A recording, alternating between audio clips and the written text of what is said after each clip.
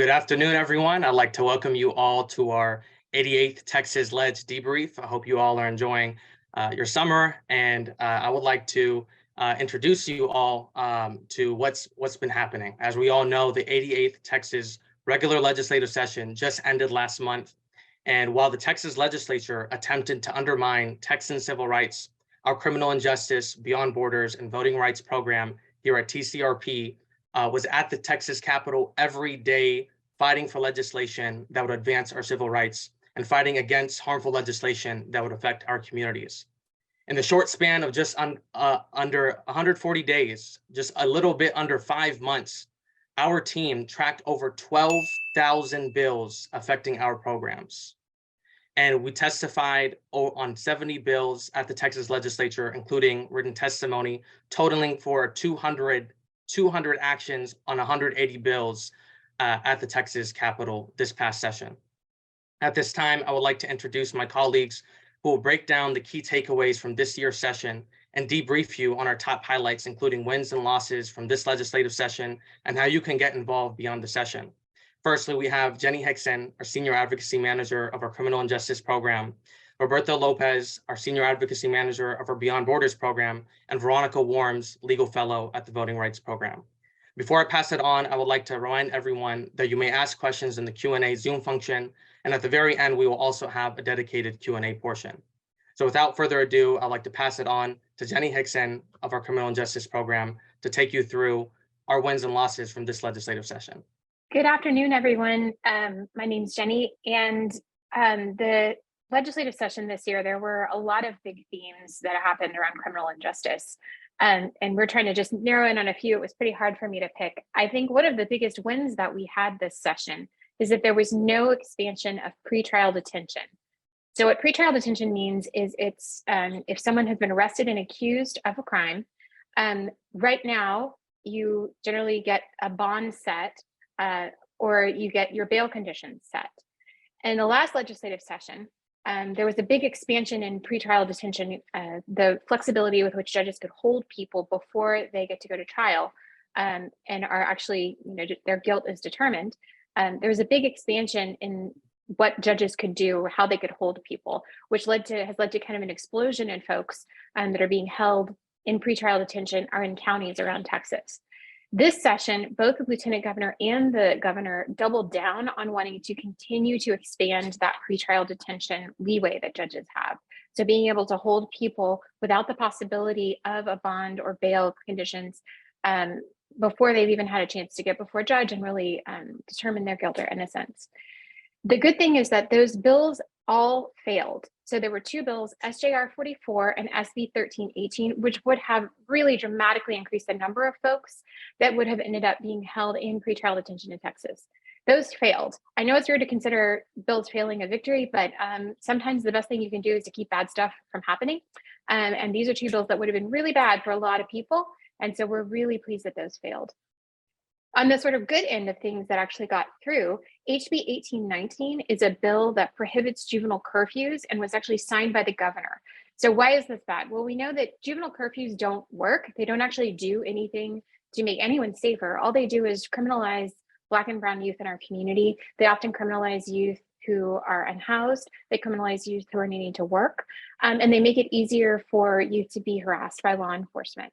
So prohibiting these juvenile curfews is a big win for those kids who might get targeted by law enforcement in their community. And we're really happy to see that this actually passed and got through. The big loss that there are several things that happened in the ledge that we really hope the ledge changes their mind in the next session, and we're going to work very hard to make that happen.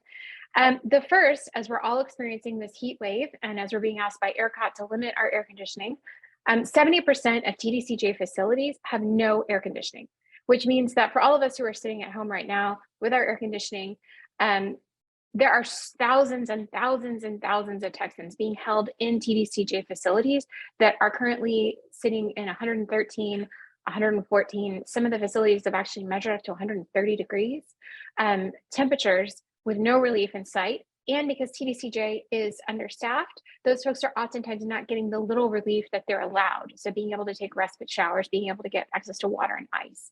there were big pushes this legislative session by a lot of advocates to try to fix this, to try to actually get air conditioning in more TDCJ facilities.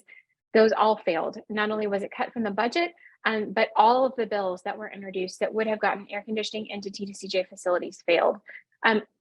This is honestly a human rights crisis. We know that people are dying from these heat conditions, and the legislature just continues to do nothing about it year after year after year. This is an issue we're going to continue working on in the next legislative session and over the next few years between legislative sessions. But we encourage you, if this is something that you care about, to let your legislators know, because it really is just unconscionable, the conditions that we're keeping people in Texas. So I will keep it short with that and pass it on to my colleague, Roberto. Wasik, I don't know if you were doing an introduction. Okay. No, you're good. Go ahead, Roberto. So yeah, thank you, Jenny, for highlighting our legislative actions and engagement from the criminal justice program. And now I'd like to pass it on to Roberto Lopez, who will go over Beyond Borders work at the Texas Capitol. Yeah, thank you, Wasik. Thank you, Jenny, and thank you to everyone who could make it today. As Jenny was talking about, there are a lot of parallels with the enhancements in criminal enforcement along the border, as well as throughout the state of Texas. The border has been a part of conversation and discussion by like virtually every state legislator, either in the positive or the negative. And I'll start talking about this legislative session with just a few wins, which unfortunately are not progressive wins, but are instead just defensive. There's some bills, some really bad bills that so far seem to have been stopped. And then we'll talk about some losses that are definite and are already signed and secured. So starting off with the wins, one bill, and I think I have to preface this by saying that it's in large part thanks to the incredible work by groups like Asian Texans for Justice, Uri Juntos, and many others who also stood in solidarity. But SB 147 did not make it to the governor's desk. If y'all will remember, this was a bill specifically targeting 4 countries, Russia, North Korea, China, and Iran. And it was meant to prevent people from these places purchasing property in the state of Texas. And while we understand that some of these regimes have horrible human rights records, just like our own, the targeting of people, especially the AAPI community during this time when hate crimes have been on the rise, and when across multiple different communities, it was just irresponsible, reckless, and is not not a solution. It's not good legislation. And thankfully, thanks to just an incredible turnout at hearings, testimony that was provided by, in large part, by the Asian community, this bill didn't make it. It was changed around quite a bit, limited. There were amendments put onto it, but thankfully it's not moving forward. Another piece of legislation that didn't pass was HB 20. And this, we have to put an asterisk on this one. But just to kind of ground us in where this bill started, HB 20 is a bill specifically was designed to create almost like a volunteer border enforcement scheme at the state level, meaning people from all across the country, so long as they were, didn't have a felony on their record, could take part in border enforcement. And there are a lot of white nationalist, white supremacist militia organizations that already take part in border enforcement. HB 20 would have been a lightning rod to just, the state is saying it's, we're opening our doors for people to come in and take part in this. The bill also had a Texas Title 42, meaning that like anyone who entered the country while there was, coronavirus, it's much more specific, but they copied they copied health code at the federal level and wanted to subject non-US nationals to, quote, appropriate medical reviews upon entering into Texas from a foreign country. Now, Texas has a really horrible history of trying to like cleanse immigrants as they entered Texas to help with labor, for instance, in the past. And that legislation would have continued that horrible history, but thankfully that article was struck and has not again appeared in later pieces of legislation. And like this was just to sort of give Texas law enforcement the ability to repel people under the guise of protecting people against COVID-19, for instance. Another part of that piece of legislation in HB 20 would have expanded trespassing laws, the enhancements of those along the border, meaning that anyone who crosses from the river into private property could be charged with a third-degree felony. That is sort of like, that's akin to kidnapping or intoxication assault. They were saying that, you know, immigrants who are fleeing violence or economic duress or climate change and crossed the river and ended up in someone's property and were caught by Texas state law enforcement, that they could give them a third-degree felony charge, which would also preclude them from requesting asylum down the road. So that was HB 20. Thankfully, it didn't make it. But we're about to go into the losses. And, you know, one thing is that it's not over yet. While the regular session is closed, we already had one special session that had as one of its call elements, border related legislation.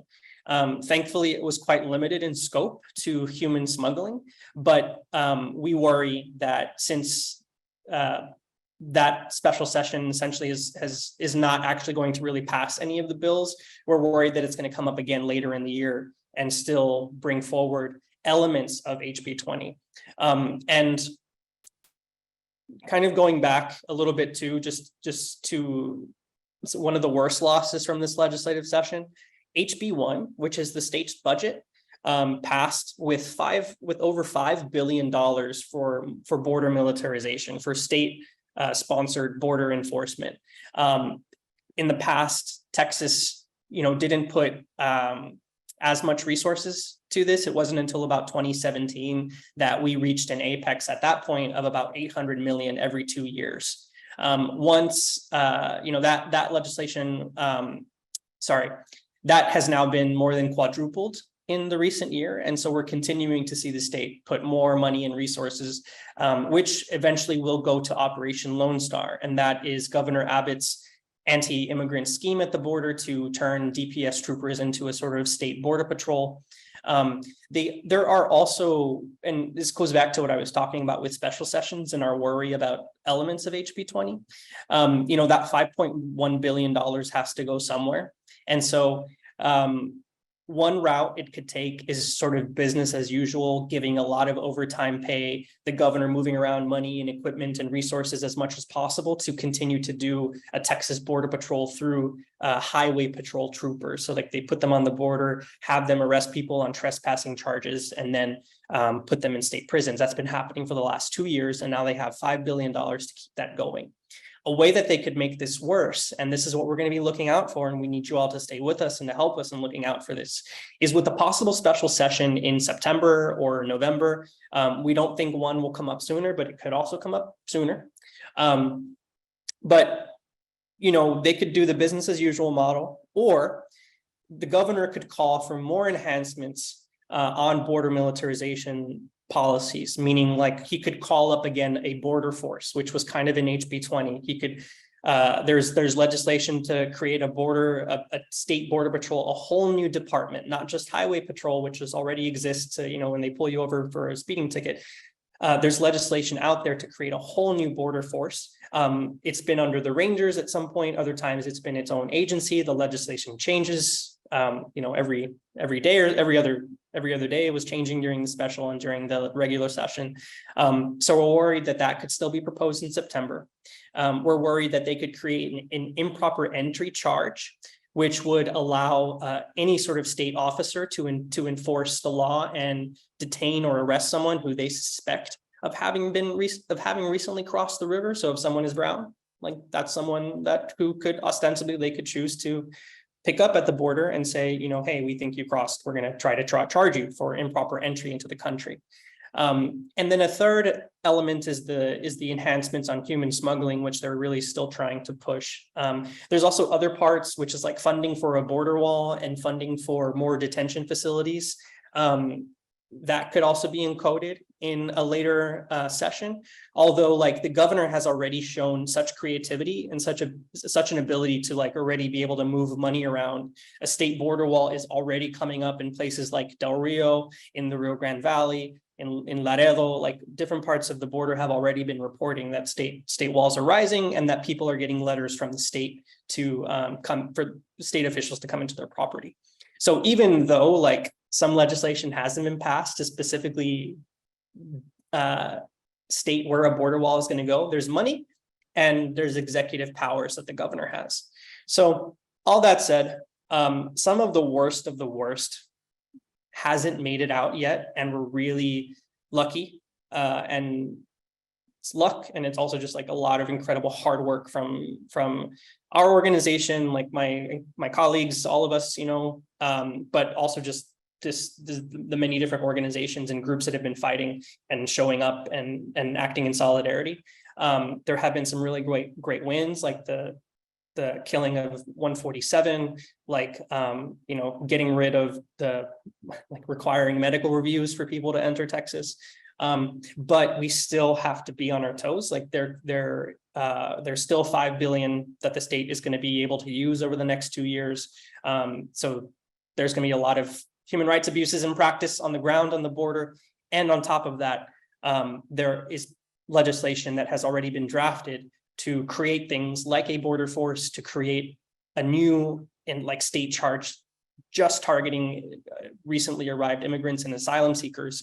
And there are human smuggling bits of legislation in the works to give a 17-year-old who was forced to go pick up 2 immigrants out by the river, for instance, or told, hey, we'll give you we'll give you a couple $100 if you go do this. They may not understand the law, but there's proposed legislation to make that a 10-year minimum sentencing penalty. So there's a lot of bad stuff in the works, and we're going to be here to help explain as much of it as we can. We're also going to need your help to help keep an eye on it with us and to show up whenever we need to fight it and keep this fight going. So that's what I have as a bit of an overview on Beyond Borders. I can answer many more questions, and I know it's there's a lot of stuff to kind of pack in. But yeah, I think I'll close off there. Yeah. Thank you, Roberto. Thank you for sharing and giving the overview of Beyond Borders and the defensive wins, which are wins, in the regular session, and we continue to fight during the ongoing special session, and we'll be on our toes, as Roberto mentioned, in any future special sessions to come. With that, I'd like to turn it over to our final and last program, but definitely not the least, our voting rights program. We have Veronica Worms, our legal fellow. Veronica. Thank you, Wasik. And thank you, my colleagues, Roberto and Jenny, and for everyone for joining us here today to discuss some of the highlights for the voting rights program and this legislative session. So one big win that we managed to succeed in, and has been a really long time coming, is SB 477, which was finally signed by the governor. And this bill would greatly expand Texans with disabilities' access to curbside voting. So it would bump voters with mobility issues to the front of the line. It would reserve 2 parking places at each polling place for curbside voting. And it would require clear curbside signage at each polling place. And this is really important because while curbside voting is supposed to be available to Texans at each polling place, there haven't really been standardized requirements for every single county to fulfill that obligation in terms of knowing how to access the curbside voting, right? During our election protection season this past election cycle, we had a number of our legal volunteers call counties and ask people how to access their curbside voting. And in Lufkin, Texas, the answer was, well, just honk twice when you get outside the polling location and someone will come out and help you vote curbside. But if you didn't know to call, if you didn't get those instructions, then it would be pretty hard to access that, right? So this bill would make that a standardized requirement in every county in Texas, and voters with disabilities will know what to expect. Another big win was SB 1599, which would reform the mail-in ballot cure process. And it makes the notice and cure process for mail-in ballots mandatory and requires that the Secretary of State expand the mail-in ballot tracker to include an online tool that allows voters to correct defects. What does that mean? Okay, so basically, whenever you make a mistake or just leave something off of a mail-in voting application or your ballot itself, that can be called a defect and cause your ballot to be rejected, right? This would require the county to actually tell you that there was a defect and what the defect was and how to correct it. And if possible, to allow voters to make those corrections online. And this is really important because with a ton of changes that were made in the 2021 legislative session via SB1, there were a lot of changes that were made to the mail-in voting process that made it harder for Texans to vote and imposed all sorts of clerical requirements on the mail-in voting process. So this would allow voters an opportunity, if they did miss something in the mail-in voting process, to correct that mistake and have their vote actually count. So those are big wins. Really glad that those got through and got finally signed. On to the not so great part. Some losses that we experienced were essentially losses that impact Harris County in particular. So we have SB 1750 and SB 1933, which have been signed by the governor. And both of those bills would impose state oversight over Harris County elections processes. And basically, SB 1750 abolishes the position of elections administrator in Harris County and forces elections to be under the purview of a county clerk and the tax assessor collector, which is a system that a lot of Texas counties choose to implement, and that's fine. But this is rather anti-democratic in that the voters of Harris County had chosen to have an elections administrator, and now that option is no longer open to them. And SB 1933 changed a lot of things, but it essentially allows the Texas Secretary of State to take over the office of any official that oversees elections in Harris County if they have good cause to believe that a recurring pattern of problems exists. And these problems can be very broad, things like voting machines malfunctioning, which happens in pretty much every election, we can tell you that some voting machine is going to malfunction, et cetera. If the Secretary of State notices that that pattern of problems exists, then they can just take over the elections office, which undermines the authority of the most diverse county in Texas to figure out how they want to run their elections. So it is a loss that this county is going to be under such disproportionate oversight, but it is better than the alternative of the entire state being under these requirements, which in previous versions of the bill, SB 1933 would have applied statewide. So definitely a loss, but you know, we will be watching the Secretary of State and how they implement this oversight over Harris County very closely.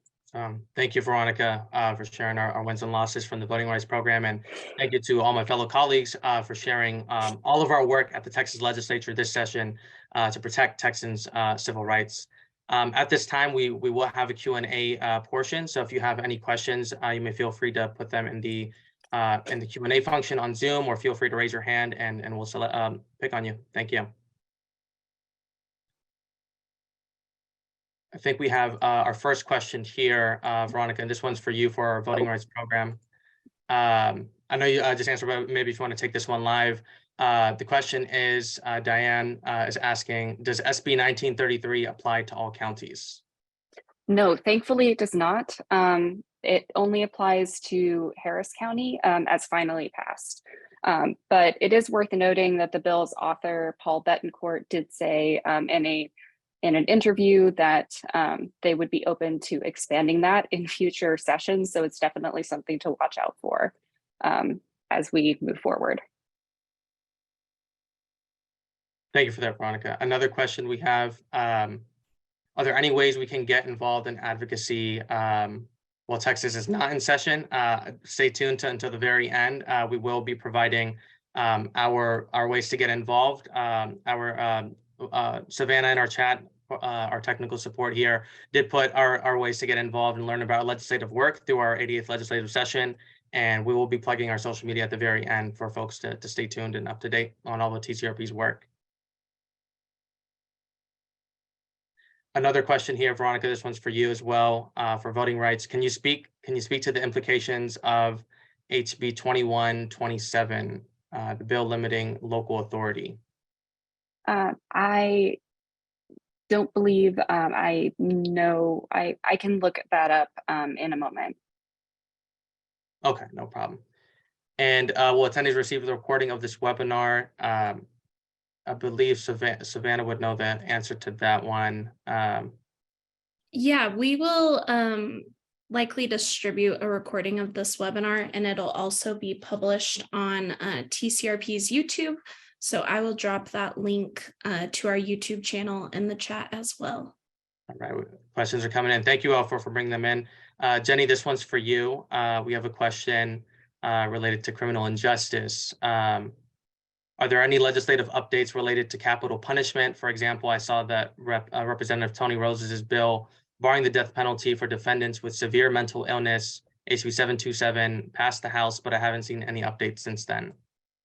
Yeah, so there were several bills that dealt with aspects of the death penalty, and some of them, for example, the bill that's mentioned here for folks that had mental illness. There were also bills that were trying to limit age restrictions. So for people that were convicted of capital crimes when they were very young, there were a couple of different bills that were related to different types of defense when people are accused of capital crimes. None of those advanced.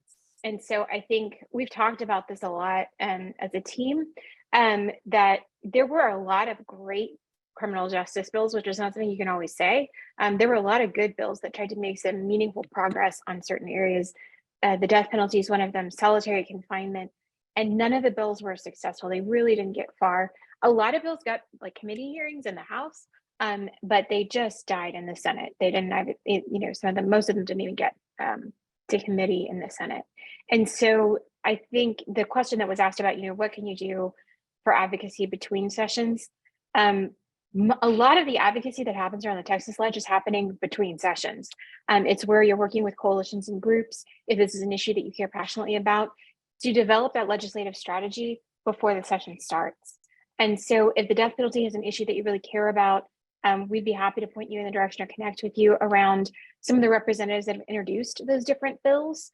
A good strategy, especially for the Ledge, is to have several different bills that are going to be addressing different aspects of the issue that you care about, because you don't always know what are going to get picked up and what are going to be successful.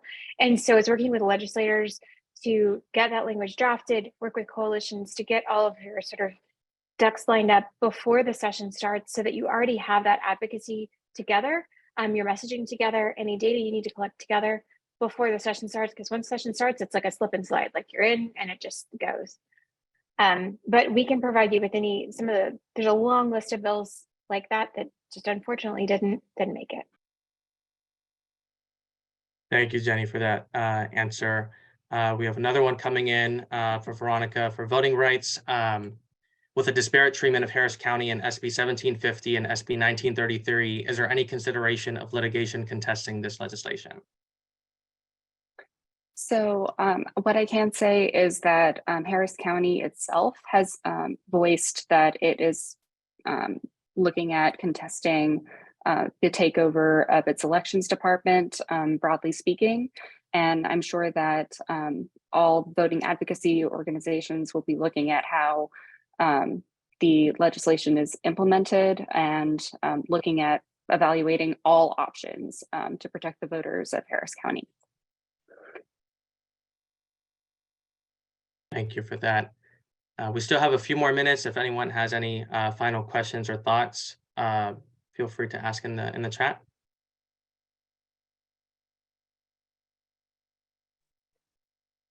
I think I did want to just throw into everybody, because I know a lot of our folks are tuning in from different cities around Texas. The Texas Ledge is, wrapped up, but right now is budget season for most of your local communities. And so wherever you live in Texas, there's the state ledge, but your local city and county government have a lot of power over a lot of these different issues. And so if you're interested in the state ledge, make sure you're paying attention to what's happening in your county and seeing what is going on with the budget, which has a huge impact.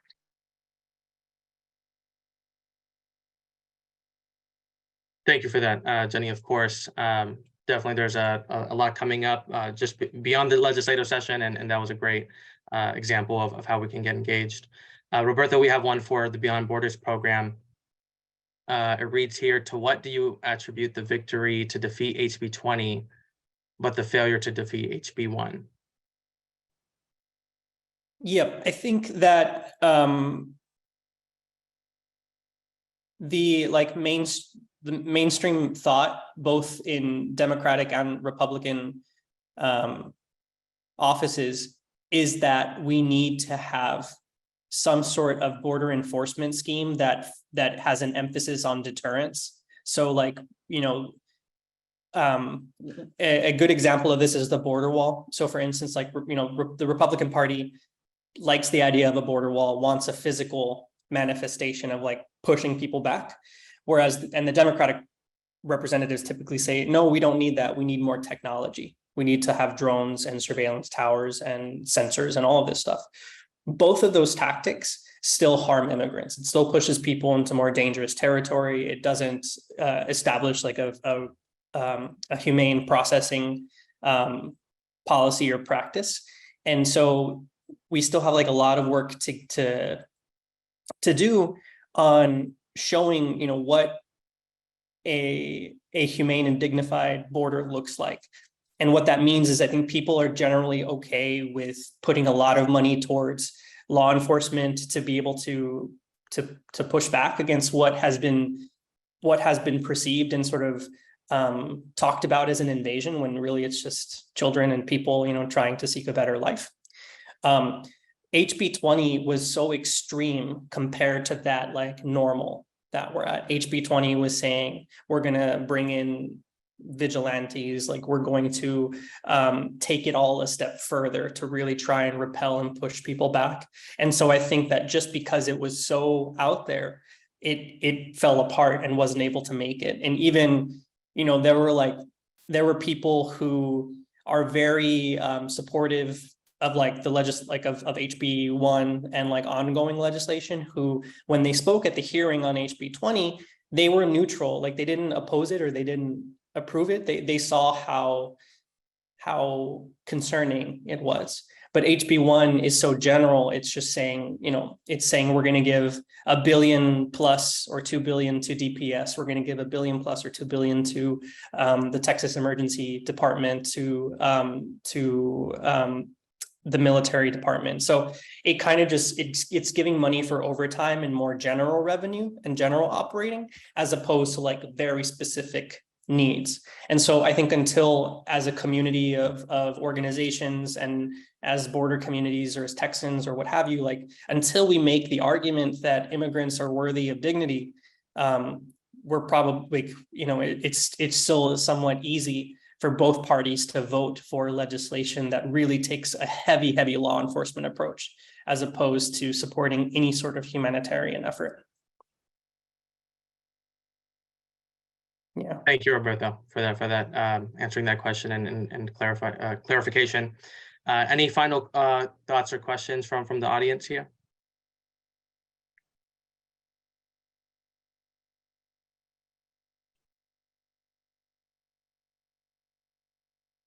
All right, I think with that, we'll go ahead and wrap it up. Firstly, I want to thank everyone for joining us here and asking such engaging and critical questions. I did, as someone asked before, I did want to leave us all with an action item. You can follow all of our work on TCRP at TX Civil Rights on Facebook, Twitter, Instagram, and even TikTok. And you can keep up with all of our ongoing advocacy campaigns, litigation, and all of our continued work at the legislature and upcoming special sessions and during the interim and for all future legislative sessions. Secondly, I do want to plug our 88th Texas Ledge Action Hub. This was put in the chat as well. You can visit txcivilrights.org, our website, and go to our 88th Texas Ledge Action Hub, where you can find all of our legislative materials from this past session, including all of our testimony that was delivered at the Texas Capitol. With that, I want to thank you all for your continued support of our programs and TCRP's work, and we wish you well this summer. Thank you all. Thank you all. Thank you, everyone. A recording will be shared at a later date. Appreciate y'all.